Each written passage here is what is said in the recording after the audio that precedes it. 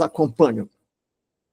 E lembrando, antes de iniciar os nossos estudos, que se você der o like, né, o polegarzinho para cima, se você for até o fim, se você compartilhar, se você enviar comentários para o canal, isso fará com que a plataforma divulgue mais o nosso canal. Então, passemos ao nosso estudo. Tem nos chamado a atenção o fato de que a apologética tem sido um tanto esquecida. Nós não vemos muitos textos, não ouvimos muitos conferencistas ou pregadores falando propriamente em apologética, né? E como nós costumamos, por um velho hábito acadêmico, definir os termos que estamos usando, aqui nós estamos chamando de apologética uma defesa argumentativa e racional de alguma coisa. A gente faz apologética de alguma coisa fazendo uma argumentação racional.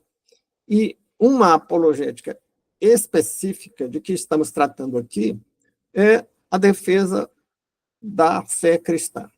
Então, temos aí um pouco cuidado com uma apologética do cristianismo, embora exista pregação que é diferente de apologética, né?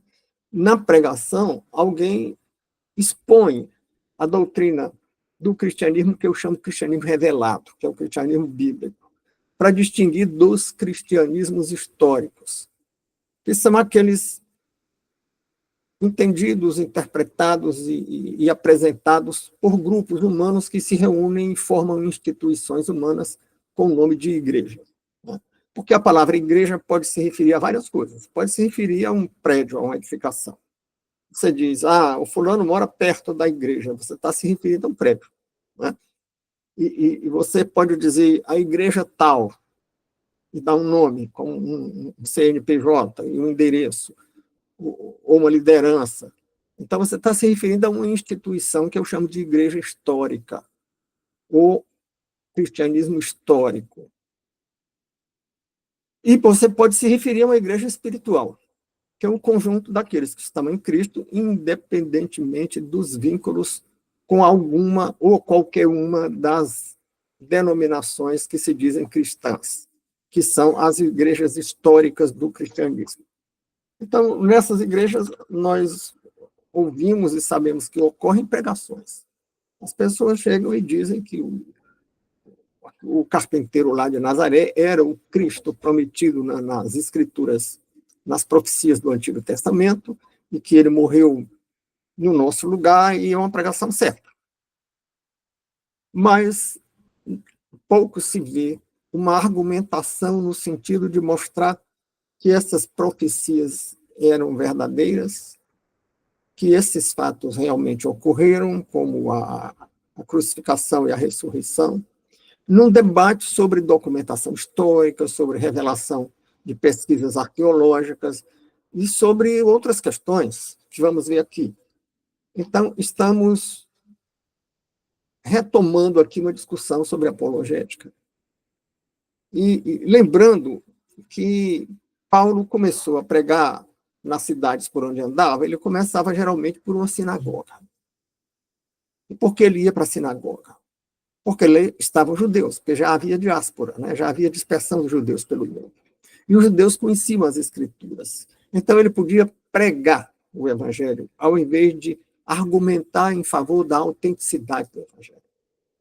Ele podia dizer, olha, está previsto em Isaías que o Cristo iria morrer, iria ser conduzido para o abatedouro como ovelha muda, e que seria pisado pelas nossas culpas, e essa profecia se cumpriu na pessoa de Jesus.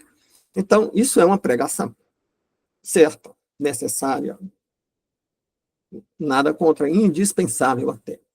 Outra coisa é dizer, olhe, as profecias que prometiam a vinda de um Messias e de um Salvador estavam certas, e vamos dizer por que estavam certas, e vamos argumentar com uma grande variedade de fatos e de raciocínios lógicos. Então, isso é que é a diferença entre uma pregação doutrinária e uma apologética. E vamos reconhecer a importância, a necessidade da pregação doutrinária, mas vamos lembrar que Paulo fazia isso, pregação doutrinária, para judeus nas sinagogas que conheciam as Escrituras e reconheciam as Escrituras como verdadeiras. Eles só tinham que dizer, olha, o que aconteceu com Jesus foi o que estava previsto nas Escrituras. E eles acreditavam nas profecias das Escrituras, então reconheciam, ou poderiam reconhecer, se estivessem abertos à boa notícia. A palavra evangelho quer dizer boa notícia.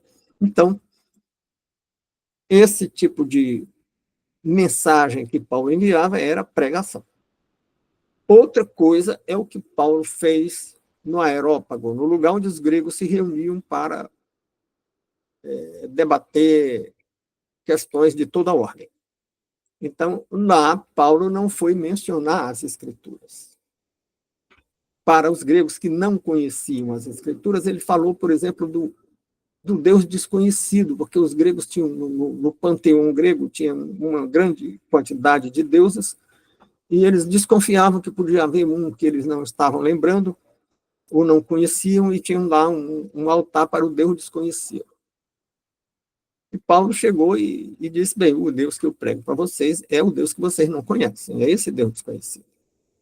E aí foi defender a autenticidade da crença nesse Deus desconhecido. E aí Paulo fez a apologética. E a apologética é necessária, sobretudo, para aqueles que não têm fé, ou que não têm fé na tradição judaico-cristã. Para aqueles que têm alguma fé, se membro de uma das igrejas históricas do cristianismo prega para um membro de outra igreja histórica do cristianismo, ele pode fazer uma pregação. Porque a outra igreja histórica do cristianismo não acredita na Bíblia, e você basta citar a Bíblia. E as pregações citam a Bíblia e fazem muito bem, mas elas são mais adequadas a quem reconhece a autenticidade da Bíblia.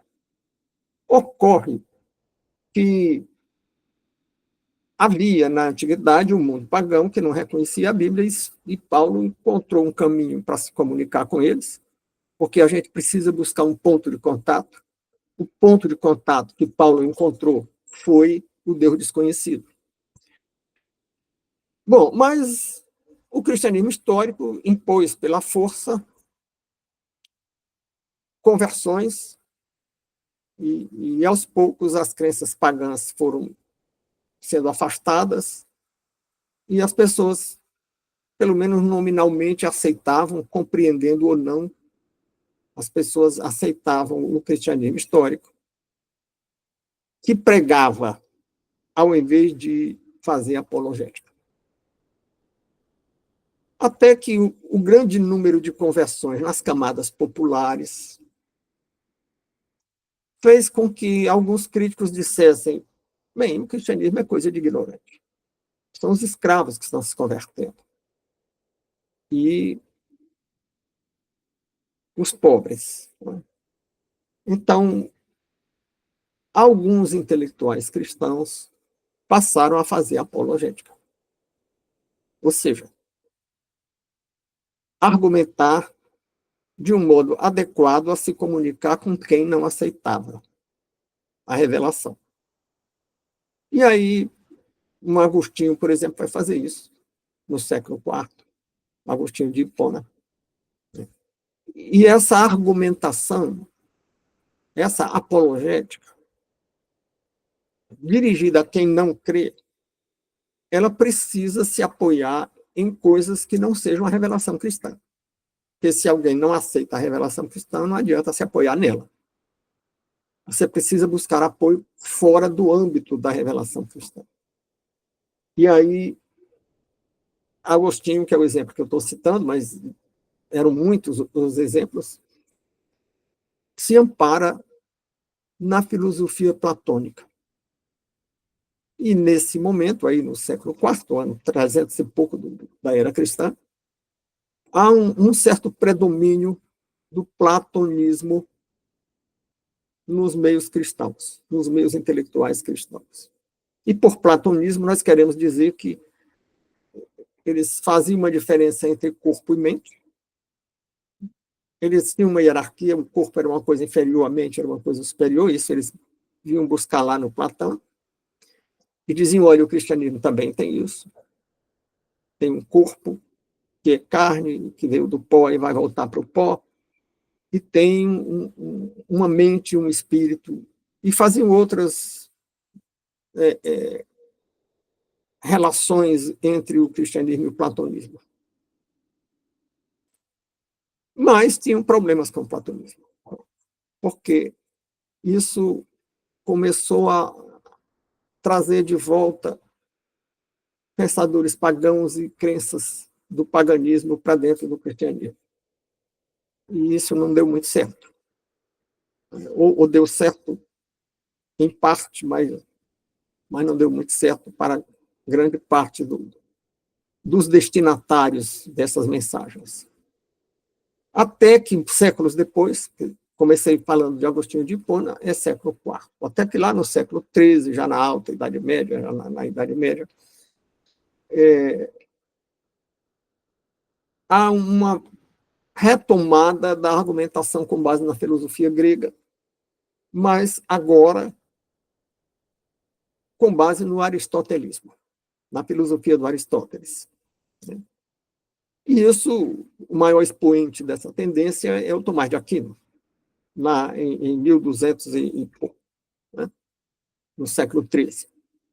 E, de fato, houve quem o antecedesse, porque ele foi aluno do Alberto Magno, que era um professor de filosofia da Universidade de Paris. Mas ele ultrapassou em prestígio, e eu diria em conteúdo, ao Alberto Magno, e se tornou o grande símbolo do aristotelismo. E fez uma apologética usando o Aristóteles, porque o Aristóteles tinha uma filosofia sobre o cosmos, sobre o mundo, que vai ser reconhecida como argumento cosmológico em defesa da existência de Deus. Que ainda não é uma defesa do cristianismo, é da existência de Deus, de um monoteísmo, de um criador. E o argumento cosmológico diz: tudo tem um começo. Uma árvore veio de uma semente, a semente veio de outra árvore, que veio de outra semente. A galinha veio do ovo, que veio de outra galinha, que veio de outro ovo. E a natureza? E a terra, e as estrelas, e tudo mais. Então, Aristóteles dizia que se você vai atrás do anterior, você tem uma anterioridade imediata. A árvore veio de uma semente. É a anterioridade imediata. Que veio de outra árvore, que veio de outra semente, e se você persegue isso incansavelmente, você vai ter que chegar numa origem, num ponto original. No ponto zero. E aí ele vai dizer que alguma coisa criou tudo. Porque todas as coisas têm essa regressão. Então, alguma coisa criou tudo. Essa alguma coisa era incriada. Alguma coisa que não foi criada por ninguém e criou tudo.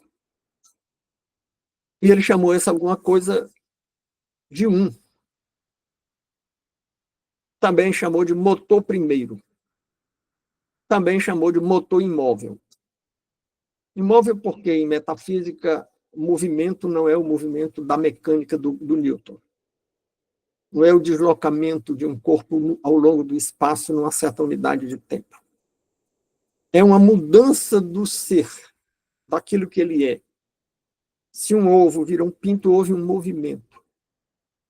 Se o ovo, a metafísica do Aristóteles dizia que o ovo é um pinto em potência. E quando o ovo vira pinto, ele chama isso de movimento, mesmo que o ovo não saia do lugar, é um movimento, e chama essa transformação do ovo em pinto da passagem da potência, o ovo é um pinto potencialmente, um pinto, ele passa a ser atualizado. Então, ele diz que um pinto é a potência atual do ovo, ou a potência atualizada. E aí o Tomás de Aquino chegou e disse, olha, o Aristóteles estava certo. Só ele não descobriu que esse motor primeiro, esse é o Deus de Abraão, de Isaac e Jacó.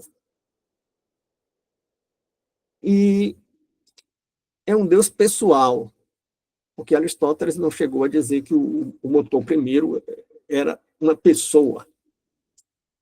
E o Tomás de Aquino vai dizer, é um Deus pessoal e infinito, ao mesmo tempo pessoal e infinito. E mais, o motor primeiro não se revelava, nem se comunicava, nem intervinha na realidade. Tinha criado e abandonado a criação. Né? Tinha dado uma certa dinâmica à criação, mas não estava. E o Tomás de Aquino vai dizer, olha, o motor primeiro intervém, se comunica, se revela. E é o Deus de Abraão, de Isaac e Jacó. Séculos depois, essa discussão é retomada. E já na época do humanismo, do Renascimento, e alguns críticos da tese do motor imóvel, dos que negavam a intervenção de Deus na realidade, sobretudo para negar milagres, dos críticos do milagre, os que defendiam a intervenção de Deus, defendiam a existência de milagres, diziam, esse Deus que não intervém é o Deus relojoeiro, porque como o relojoeiro faz um relógio, mas não cuida do relógio. Quem comprar, que cuide. Né? Então, o Deus relojoeiro não interferia. Não dava corda no relógio, porque na época os relógios você tinha que dar corda, né? Não tinha relógio de pilha ou bateria. Então, surge ou ressurge a ideia de um Deus que intervém. Um único Deus. Isso é o monoteísmo da tradição judaico-cristã. Tem monoteísmo também na tradição islâmica, porque, na verdade, a tradição é judaico-cristã-islâmica. Porque o Islã também reconhece Abraão, Isaac, Jacó, e até o próprio Cristo, negando a divindade do Cristo, mas reconhece o Cristo como um grande profeta, um grande sábio. Então, essa tradição se defendia com essa argumentação cosmológica e várias outras. Havia também o argumento moral, que dizia, olha, sem um Deus, toda moral, toda codificação moral, toda normatividade moral passa a ser dependente do voluntarismo de cada um. Aí deixa de haver uma referência estável. Aí tudo se desmancha no ar. Aí o relativismo. Eu cansei de ouvir, quando dei aulas de filosofia dos valores, que é uma filosofia moral, e eu perguntava o que era o bem e o mal, e eu ouvia muito dizer que depende de cada um. E eu fazia uma provocação. E me referia aos dois alunos da primeira fila, perguntando se depende de cada um, se um deles resolvesse matar o outro, isso poderia ser certo, porque depende de cada um e ele estava achando que poderia. Né? E aí as respostas eram sempre muito equivocadas e diziam, não, porque fulano, que seria a vítima, é uma boa pessoa. Então, se fosse uma má pessoa, poderia matar. Né? E outras respostas assim, condicionando o que é incondicionado, né? Que é o valor incondicionado. Então, o é excepcionalmente condicionado à preservação de outra vida. que é a chamada legítima defesa. Você só pode matar, você só pode sacrificar uma vida só para salvar outra. Então, de qualquer maneira, é uma vida que você está salvando, mesmo quando sacrifica outra. Então, de qualquer maneira, a defesa da vida é incondicionada. É incondicionada até a tal ponto que pode sacrificar uma vida por outra, né? Desde que essa vida sacrificada por outra esteja tendo uma conduta contrária à preservação da vida, esteja querendo tirar a vida da outra, né? Então, existem as circunstâncias exigidas para legitimar uma defesa, né? A chamada legítima defesa. Então, ocorre que essa cristianização histórica, que não necessariamente significa uma cristianização do cristianismo revelado, do cristianismo bíblico, ou pode ter uma forte relação com ele, mas sempre tem imperfeições, porque o cristianismo histórico é organizado, administrado por humanos imperfeitos. Então, nós temos as imperfeições do cristianismo histórico que predominaram. E com todas as imperfeições, influenciaram muito o mundo e trouxeram largos benefícios para o mundo. Inclusive para a política, para o ordenamento jurídico dos estados, influenciaram as leis, o combate ao escravismo se beneficiou muito do cristianismo e várias outras coisas. Mas esse predomínio do cristianismo histórico levou a uma falta de preocupação, a uma negligência, eu diria, ou quase negligência, com a apologética. E as pessoas passaram a pregar, ao invés de defender a autenticidade, a legitimidade, a verdade da revelação. As pessoas citam a revelação para quem já reconhece a revelação, ou simplesmente dizendo que a pessoa deve reconhecer a revelação. E isso trouxe largos benefícios, porque isso alcança aqueles que acreditam na revelação. Acreditam, mas não se conduzem, não se comportam como seguidores da revelação. Então, isso foi muito bom, sob certos aspectos. Mas ficou faltando um ponto de contato com aqueles que não aceitam a revelação. Para quem a Bíblia ou é apenas um conjunto de lendas, ou pode ser até vista como uma coisa perigosa, né? Ou como uma coisa desatualizada. Então, me pareceu particularmente, que a apologética está fazendo falta, né? E aí fizemos a escolha pelo tema, pela segunda vez, porque já tratamos desse tema em um dos nossos estudos, e voltamos a ele agora, porque apenas para lembrar que a apologética está específica. Da outra vez, nós tratávamos de algumas teses da apologética. Hoje não estamos focando nas teses da apologética, embora sim, tenhamos necessidade de citá-las. Mas o foco não é nelas, o foco é na necessidade da apologética. E por que é necessário? Porque o cristianismo histórico dominou. Mas depois de um dado momento,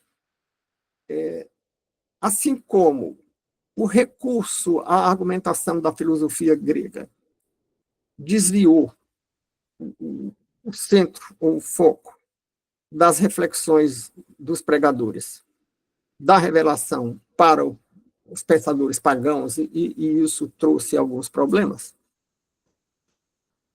Do mesmo modo,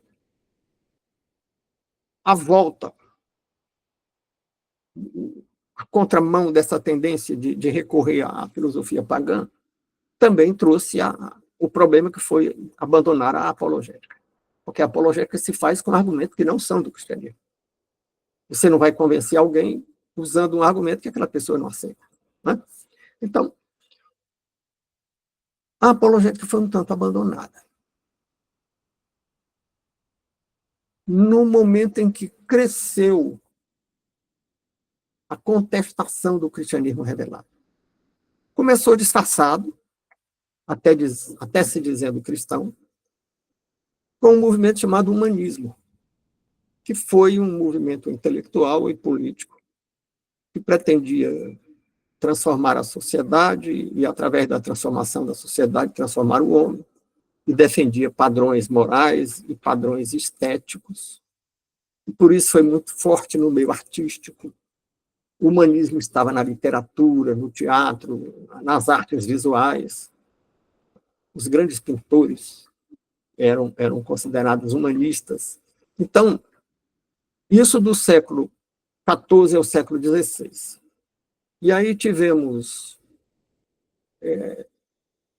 com medo da fogueira, os humanistas diziam, não, nós somos humanistas, e o perigo de fogueira é porque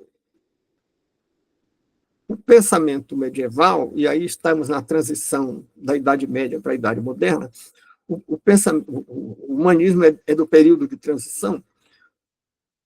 O pensamento medieval era teocêntrico. Teo, Deus, né? Deus no centro das cogitações. E o humanismo chega e diz, não, o homem é a medida de todas as coisas, retomando o pensamento dos sofistas da Grécia Antiga. Então, vamos botar o homem no centro. E aí, cuidado com a fogueira, né? Porque tinha fogueira para quem contrariava o cristianismo histórico. E aí eles disseram, não, mas o homem que estamos colocando no centro é o Deus feito homem, é Jesus.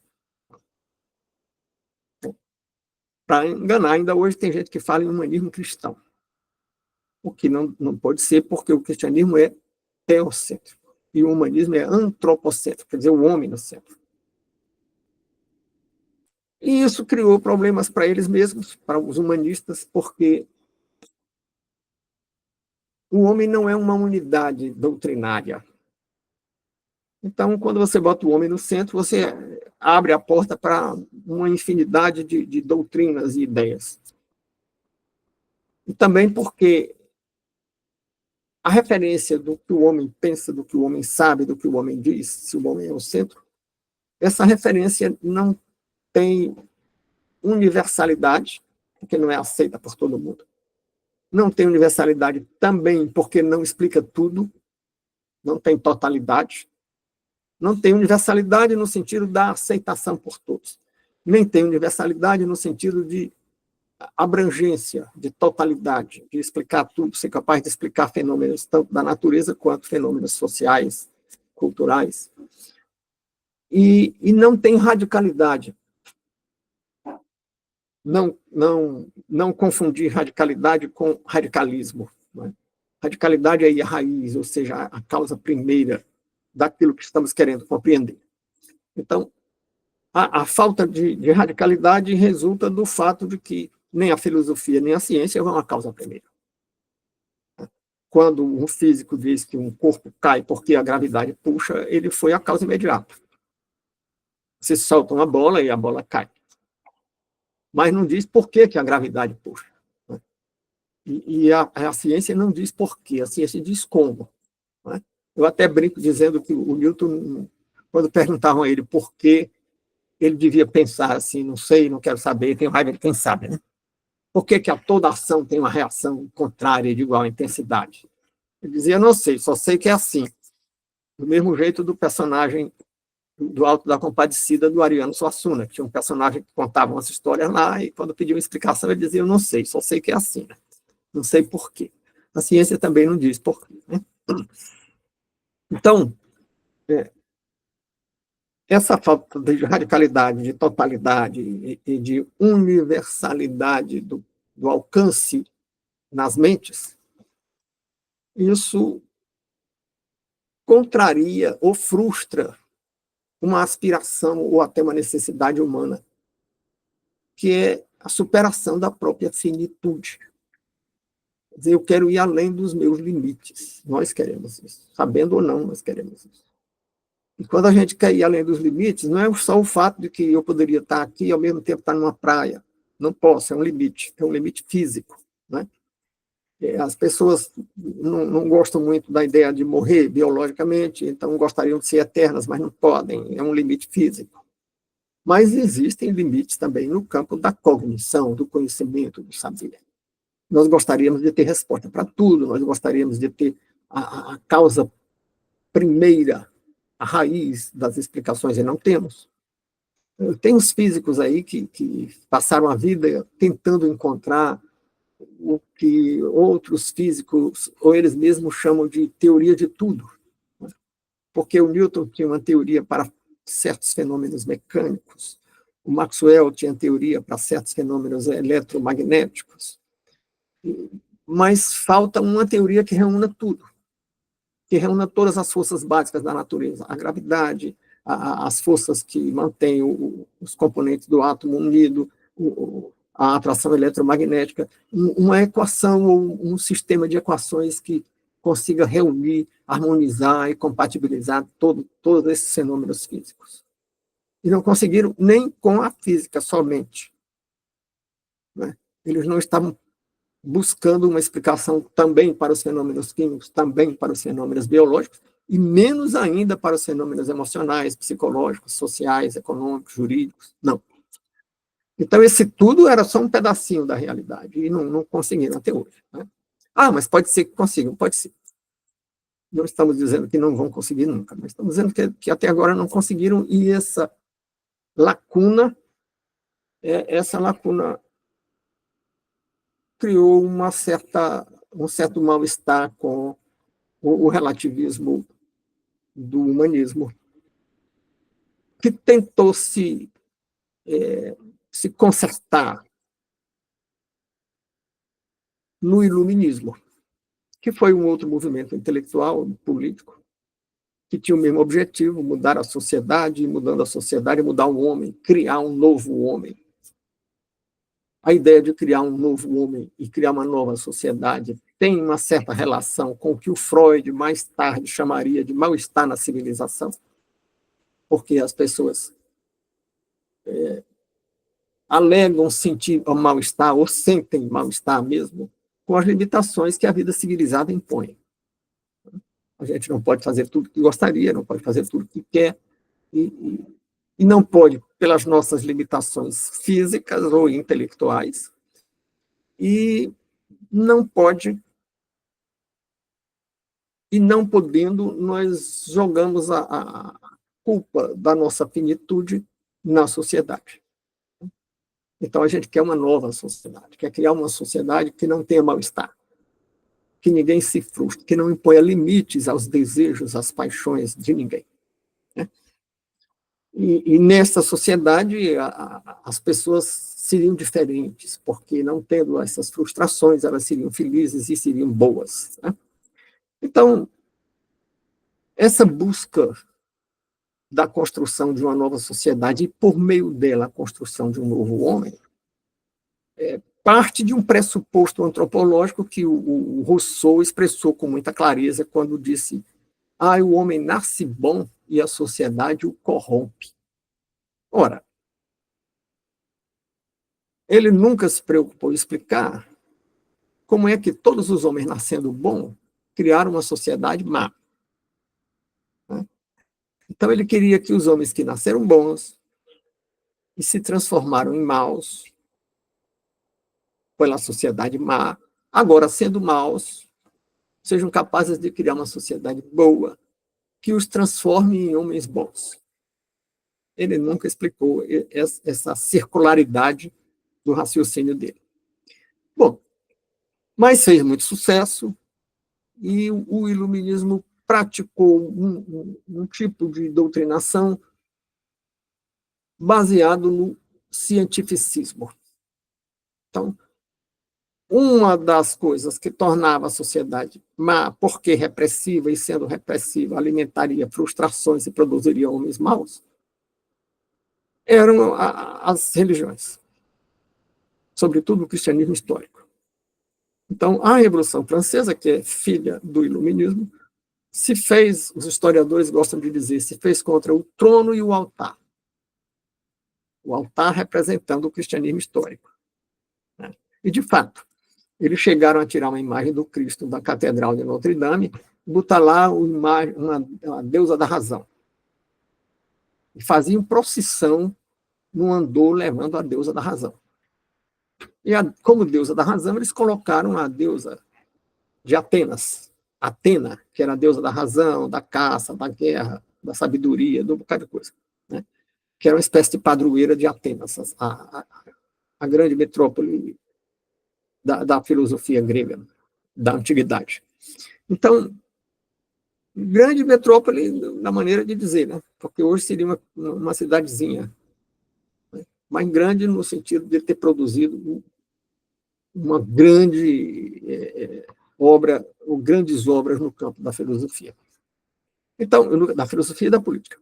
Então, o iluminismo começa, em nome da ciência, a atacar a fé cristã. O que é um engodo, porque a ciência não tem nada a dizer contra o cristianismo. A ciência não trata de fenômenos sobrenaturais. O cristianismo trata do sobrenatural. Trata de um Deus que é sobrenatural, trata de um Deus feito homem, que é um fenômeno sobrenatural, trata da morte e da ressurreição do Deus feito homem, que é um fenômeno sobrenatural, trata da vida eterna oferecida ao homem, que é um fenômeno sobrenatural. A ciência não trata do sobrenatural. Mas a ciência, então, nega o sobrenatural? Também não, porque a ciência se apoia em evidências e não tem evidência da inexistência de nada. Não existe prova negativa. Nem uma coisa simples. Quando uma pessoa faz um exame de fezes e o laboratório diz que ela não tem verme, ela está dizendo que não encontrou ovos de verme nas fezes examinadas. Ela não está dizendo que não tem. Pode ter e não está presente na amostra que ela examinou. Então, não existe prova negativa em geral. Então, a ciência não tem prova negativa da existência do sobrenatural, nem se propõe a ter, porque não trata disso. A filosofia pode até questionar a racionalidade da fé, mas a ciência não trata disso. Mas o iluminismo procurou se fundamentar, sobretudo, na ciência. E isso não ficou só no iluminismo, isso foi para a filosofia romântica alemã, e o Kant era muito deslumbrado com o Newton, e fez uma teoria do conhecimento em grande parte influenciada por Newton, pela física e a matemática do Newton. E foi uma filosofia muito poderosa e que muita coisa se aproveita. Tem muita coisa boa e, de vez em quando, eu uso nos meus textos, de vez em quando, eu estou citando o Kant. Mas o cristianismo não reagiu. Continuou pregando para quem tem fé. Mas tem muita gente escrevendo sobre apologética. Eu mesmo citei no artigo que eu mandei por e-mail, para quem eu tenho e-mail, e por WhatsApp, para quem eu tenho WhatsApp, eu cito no fim do artigo vários autores que tratam de apologética. Mas quando eu digo que está esquecida, é porque esses autores não são divulgados. E nos púlpitos não se ouve muito falar em apologética. Nem nas publicações confessionais das igrejas cristãs, até onde eu conheço. Não, confesso que não conheço muitas, né? Eu não acompanho as publicações teológicas de muitas denominações, porque não poderia fazer isso. São muitas as denominações e há uma grande diversidade de publicações. Mas até onde eu tenho conhecimento, o foco das publicações não é na apologética, é na pregação. Nada contra. Passamos a pregação, mas não negligenciemos a apologética. E por que não? Porque esse iluminismo se apresentou e se tornou muito forte. Porque fala em nome da ciência, embora não tenha base na ciência para isso, e tem uma filosofia poderosa, com raciocínios, com sofismas poderosos. que não está no alcance da maioria do público perceber o caráter falacioso dessas filosofias. E eu, às vezes, falava com colegas qualificados, com muitos títulos, com grado, com mestrado, com bacharelado, com mestrado, com doutorado, com pós-doutorado, com muitas obras publicadas. E eu perguntava, e você conhece o Roger Scruton? Eu dizia, quem? Ah, e você conhece o Roger Scruton, um filósofo conservador. E você conhece o Michael Oakeshott? Quem? Um grande historiador britânico. O Roger Scruton morreu o ano passado. E o Michael Oakeshott há uns 3 ou 4 anos. O Michael Oakeshott de Harvard. Aí você conhece o Raymond Aron? Ah, sim, Raymond Aron, o pessoal que tinha feito mestrado, doutorado na área de sociologia, conhecia uma obra do Raymond Aron, que não tem nada a ver com essa discussão, que era Etapas do Método Sociológico, somente isso. Aí você conhece alguma obra do Martin Kriller? Quem? Nunca tinha ouvido falar. Né? Então, os caras têm muitos estudos, são muito letrados, de certo modo são eruditos, porque conhecem os autores da escola de Frankfurt. Dependendo da área, se for da área de educação, certamente conhecem Gramsci. Se for da área do direito, ou mesmo da sociologia e da história, talvez não conheçam Gramsci, mas conhecem a escola de Frankfurt. E os mais qualificados, os que fizeram doutorado e tal, conhecem alguma coisa do marxismo. Os que têm só bacharelado de Marx conhecem só o manifesto, é um panfleto. E eu, conversando certa vez com uma mestra em sociologia, perguntei o que ela achava da leitura do Grundrisse, que é um livro do Marx, anterior ao Capital, mais importante para entender Marx, talvez, do que o Capital, porque o Capital foi concluído pelo Engels, e ela nem sabia da existência dessa obra do Marx, o Grundrisse. Então, o domínio, agora já não estou falando do iluminismo, mas de um pós-iluminismo ou dos herdeiros do iluminismo, porque agora estou citando, quando falo de Frankfurt, não é iluminismo, né? Da escola de Frankfurt e desses outros que eu citei são herdeiros do iluminismo, porque herdaram a ideia de construir uma nova sociedade e, através de uma sociedade diferente, construir um homem diferente. Então, esse domínio se tornou muito poderoso. E aí os jovens, inclusive em seminários de igrejas do cristianismo histórico, que, buscando e desejando o reconhecimento do diploma pelo MEC, se submeteram às condições do MEC. Então, tem que ter determinadas disciplinas, que tem que ter professores com determinados títulos. E aí, alguns desses seminários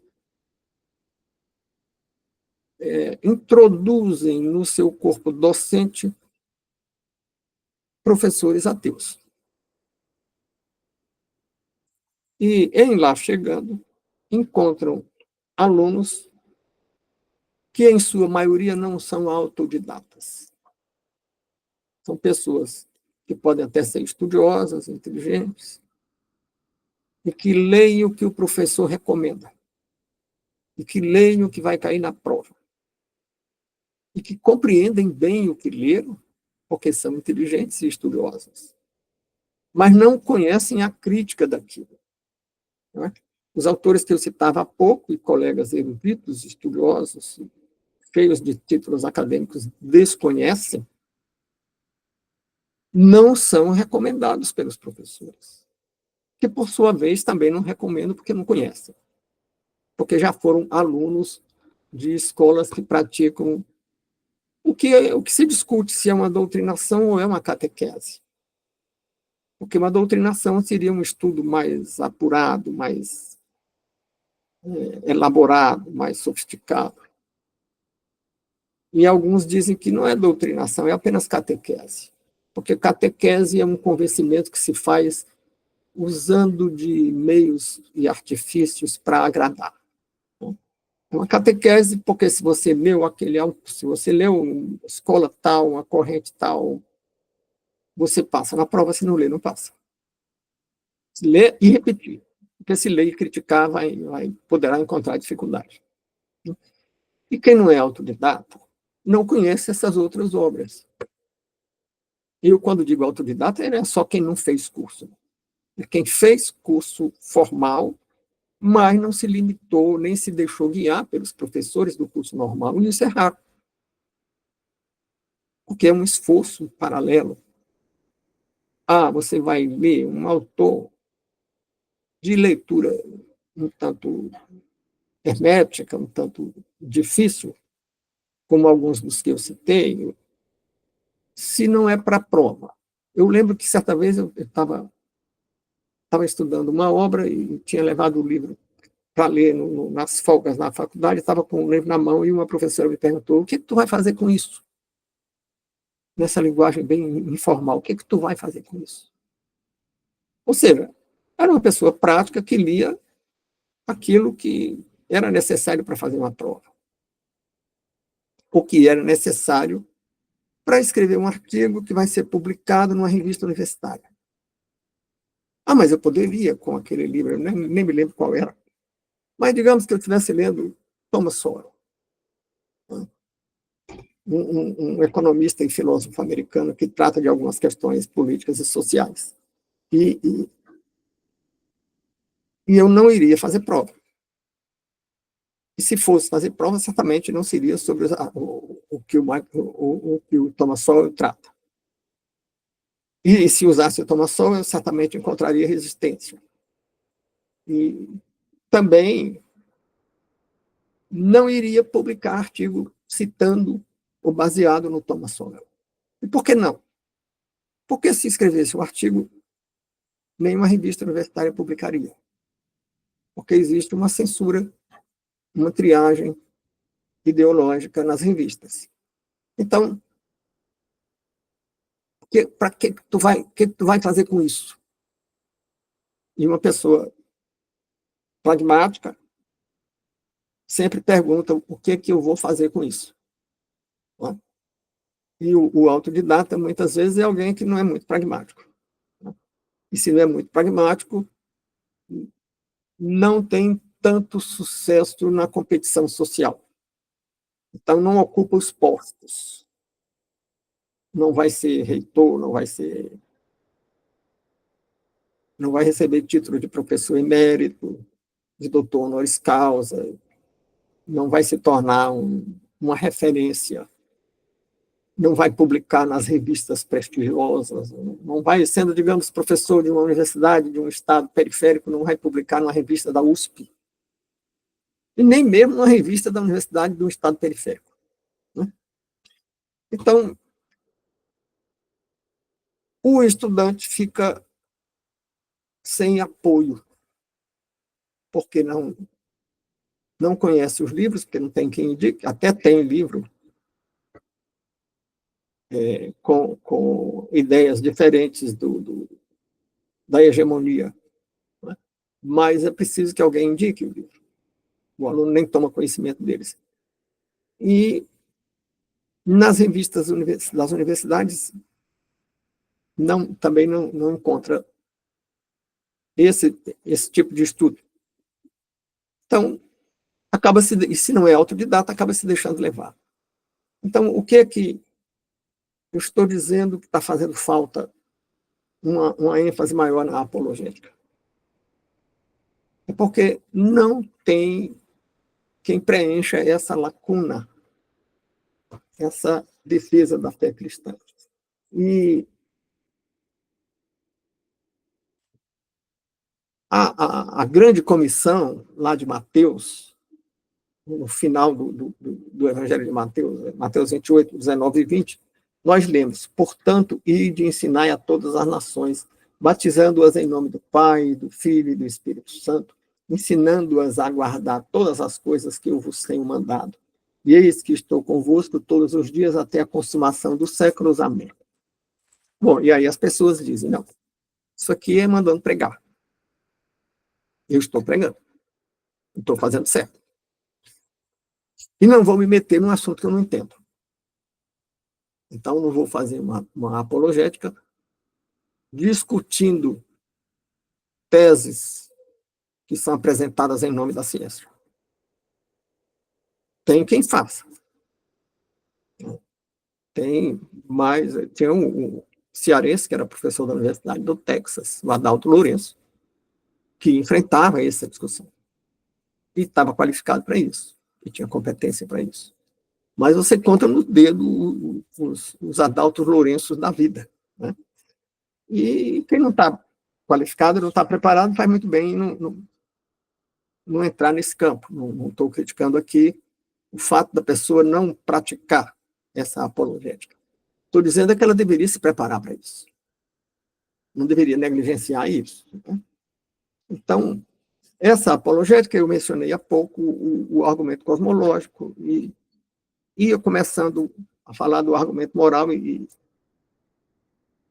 passei a tratar de outras questões, porque o objetivo aqui não é abordar e expor esses argumentos, mas falar da falta que eles estão fazendo, né? Da falta da apologética. Mas, para não deixar no ar, o que seria o argumento moral diz o seguinte, olha, por que o mal é mal? Por que o mal com U é mal com L? E por que o bem é bom? E se não tem Deus, o próprio Sartre, que era ateu, ele disse uma frase que muita gente não entendeu. Né? Ele disse que nós estamos condenados à liberdade.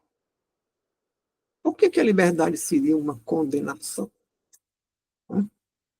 Porque é algo que nos é imposto sem que nós queiramos, e é algo que nos é imposto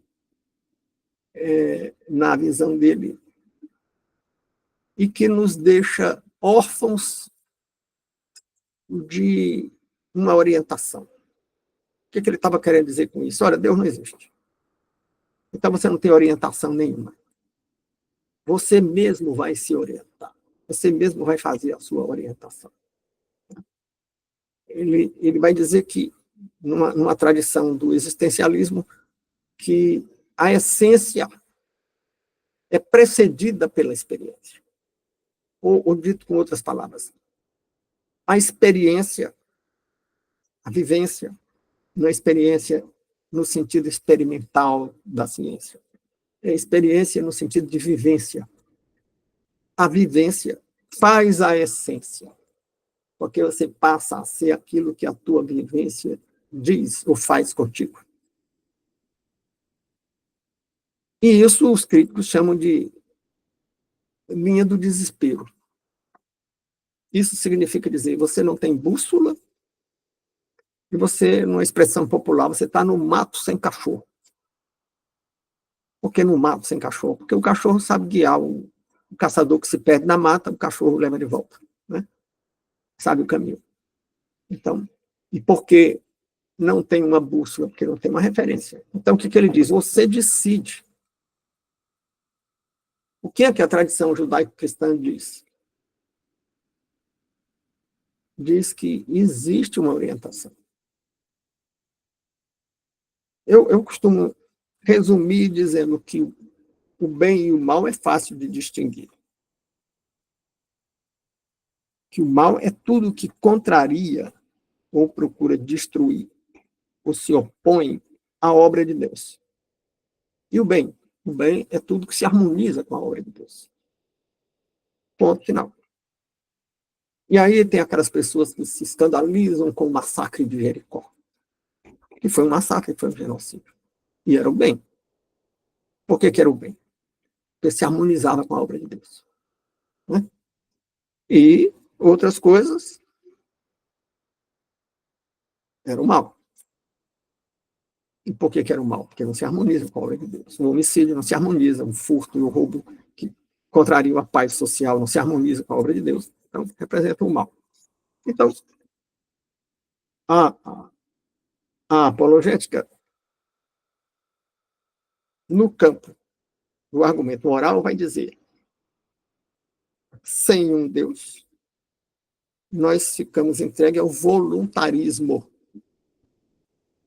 E o voluntarismo não é uno, não é universal. São diferentes voluntarismos que vão colidir um com o outro. E a colisão de voluntarismos produz conflito. E o conflito produz destruição. E não tem harmonia com a obra de Deus. Então é o mal. Bom, e tem a apologética baseada no cumprimento de profecias, que nós vamos tratar na segunda parte desse estudo, no próximo domingo. Mas eu vou apenas dar um aperitivo, convidando aos que estão presentes voltarem a reunir-se conosco no próximo domingo e a recomendar para que algumas pessoas mais o façam ou vejam esse mesmo estudo, que amanhã, ou mais tardar na terça-feira, deverá estar posto no canal a gravação. E qual é o aperitivo que eu dou aqui para um outro argumento da apologética, que volta a dizer: não estamos aqui estudando os argumentos apologéticos, mas vamos citá-los para dizer que eles estão fazendo falta. Tanto estão fazendo falta que muitas pessoas, muitos cristãos sinceros, e por que não dizer dedicados, não conhecem. Por exemplo, nas profecias de Isaías, lá no capítulo 53 de Isaías, que tem o retrato falado de Cristo com todos os detalhes. Está dito lá que nem o osso lhe seria quebrado, está dito lá que jogariam sortes sobre as suas vestes, está dito lá que ele iria como ovelha muda, porque não ficou calado, e ficou calado durante o interrogatório. Está dito lá que seria culpado sem culpa. E é interessante essa história de ser culpado sem culpa. Porque alguns críticos diziam: não, o Cristo é uma lenda como tantas outras, porque as várias culturas do mundo têm um bode expiatório. E o que é o bode expiatório? É alguém que, numa comunidade, todas as culpas são lançadas sobre aquela pessoa.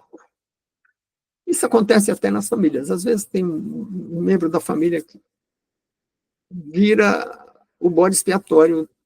Todo mundo critica, todo mundo culpa de alguma coisa, até para que não se lembrem dos erros dos outros. Então é o bode expiatório.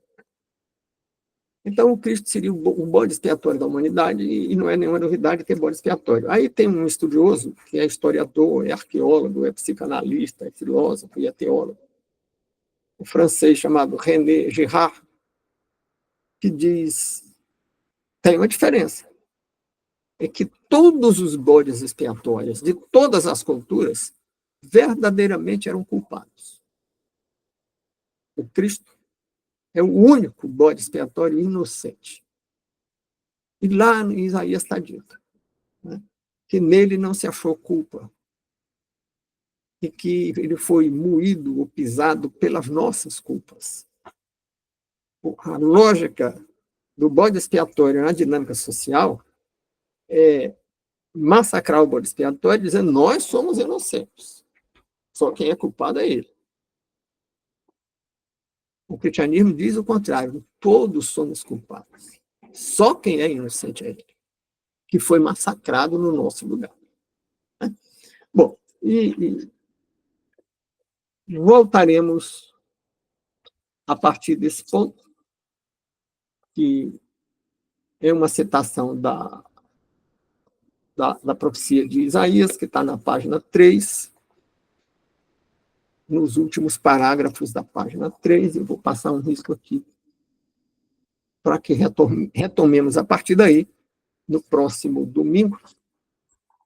E aproveito para agradecer a presença dos que se fizeram entre nós, dos que estiveram conosco no momento da gravação, no domingo pela manhã, convidando a que, quando assistirem no canal, esse ou outros estudos, ou os próximos estudos, fiquem até o fim, porque isso, juntamente com o compartilhamento e com o like, né, o gostei ou não gostei com o polegar, isso faz com que a plataforma divulgue mais o canal, né? E eu estou pedindo essa divulgação, não tem nenhum ganho com isso, porque o canal não é monetizado, né? E agradeço a participação e apelo para que faça essas 3 coisas. Chamam curtir, dar o like, né? Curtir, compartilhar, comentar e recomendar. Muito obrigado. E após esse momento, cessada a gravação, continuamos o diálogo para que as pessoas que queiram se manifestar com alguma reserva façam sem que estejam sendo gravadas e sem que sejam posteriormente colocadas no canal. Muito obrigado